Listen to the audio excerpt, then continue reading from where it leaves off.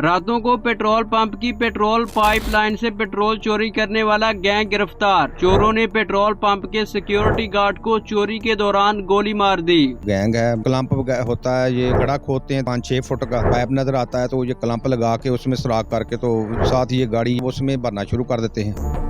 ये मेरे जो पीछे आप गाड़ी देख रहे हैं, ये वो गाड़ी है जिसके अंदर बड़ी टंकी फिट की गई थी और इस टंकी के अंदर वो रात को आते थे और पेट्रोल भरकर ले जाते थे और उसको सेल करते थे। और एक सिक्योरिटी गार्ड को भी गोली मारकर कत्ल किया। नहीं भाई, मुझे बताइएगा कि इस वाक़े की आपको इत्तला कैसे मिलती है और फिर आप इसके ऊपर कैसे कार्रवाई करते हैं?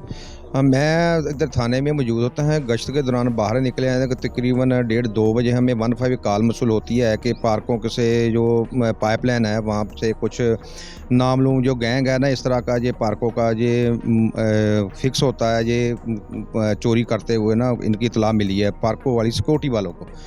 उन्होंने 15 की कॉल की। मैं मौका पर अपने मुलाजमों के साथ वहाँ पहुँचा तो इतनी देर में उनका क्रॉस फायरिंग हुई थी सिक्योरिटी वालों से। तो एक उनका जो डकैत था ना, वो मौके पर उसकी क्रॉस फायरिंग के दौरान फायर लग गया था।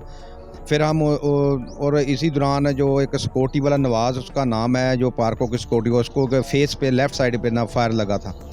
वो हम दोनों को लेकर हॉलाइड अस्पताल चले गए तो एक की डेथ हो गई। जो सिक्योरिटी वाला वो बच गया था, जो डकैत थी उसकी डेथ हो गई।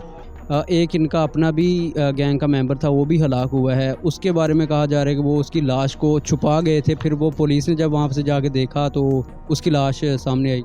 जी बिल्कुल, जब उन्होंने देख लिया ना कि हमारा टाकरा हो गया सिक्योरिटी और पुलिस वालों के साथ, तो वो मौका पर उन्होंने कोशिश किया कि ये जो जिसको बंदे को फायर लगा है तो वो कोशिश किया कि ये पुलिस के हाथ ना आए, तो ये मामला इस तरह ये छुप जाए।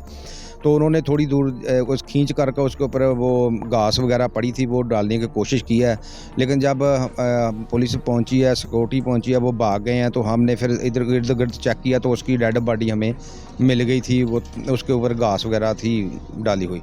फिर इस पर हमने कार्रवाई करते हुए वहाँ पे मौका पे जो क्लंप वगैरह होते हैं पार्कों, ये गाड़ी है हमारी, उनकी इसमें डीजल निकाला हुआ था, ये हमने मौके पर कब्ज़ा पर लिया। बाकियों को रेड किए, फिर मौके पर तो वो निकल गए, लेकिन हमने जो टेक्निकल जो सोर्स इस्तेमाल करते हुए तो एक मुलज़म को हमने उधर मड़ बलोचा से गिरफ़्तार कर लिया था। जब आपने मौका पर आप पहुँचे तो वहाँ पर ये गाड़ी मौजूद थी, कितना पेट्रोल था इसके अंदर?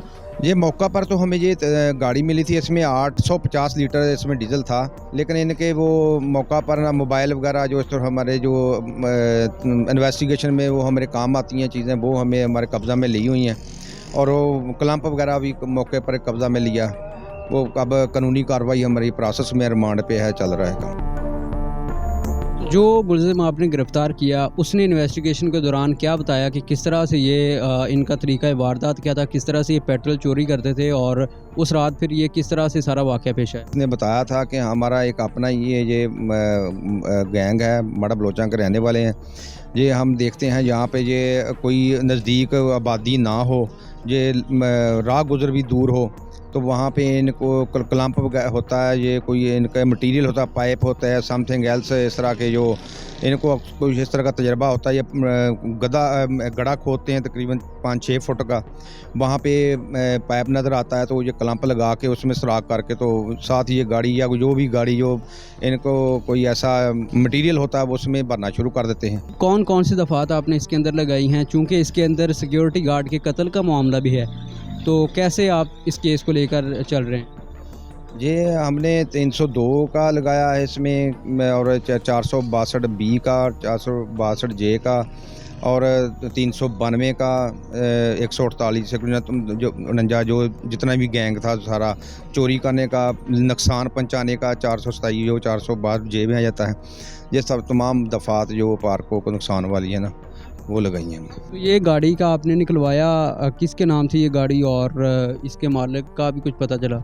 जी बिल्कुल, हमने इसको चेक किया है, एक्साइज को भिजवाया, लेकिन इसका टेम्परिंग की हुई है। ये इसका चेसी और इंजन नंबर सारा टेम्पर है, बेल्ट वेल्डेड है, इसमें कोई नहीं है।